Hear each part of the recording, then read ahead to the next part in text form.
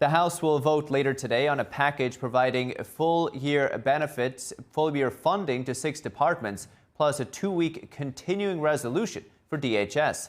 The funding package already passed the Senate. Here's House Speaker Mike Johnson on the funding the DHS.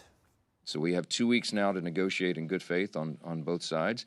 The White House and Senate Democrats are going to engage in that, but the House Republicans are as well. We have to make sure we maintain the important parameters here. We can't go down the road of amnesty. You can't, in any way, lighten the enforcement requirement of federal immigration law. That's what the American people demand and deserve. We want dangerous illegal criminals to be sent out of the country, and they've been very successful at that.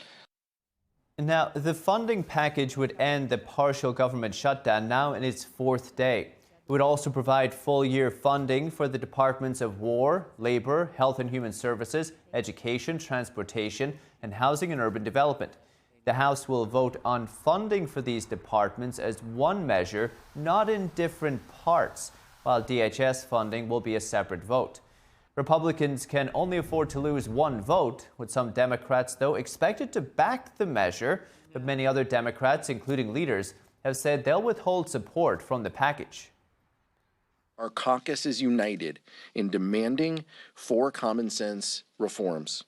Body cameras must be required by law, and masks must come off.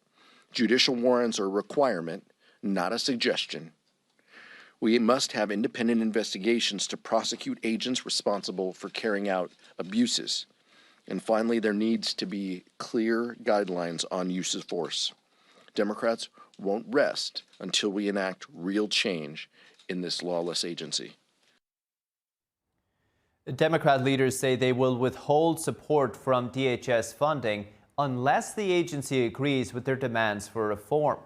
Johnson said that obstructing DHS funding would not impact ICE operations, rather it would shut down FEMA and TSA. If the 2-week continuing resolution for DHS passes, the House will then negotiate full-year funding for the department. President Trump has endorsed the funding package, saying the government needs to reopen. The package will head to his desk for signature if it passes the House. We'll keep you updated.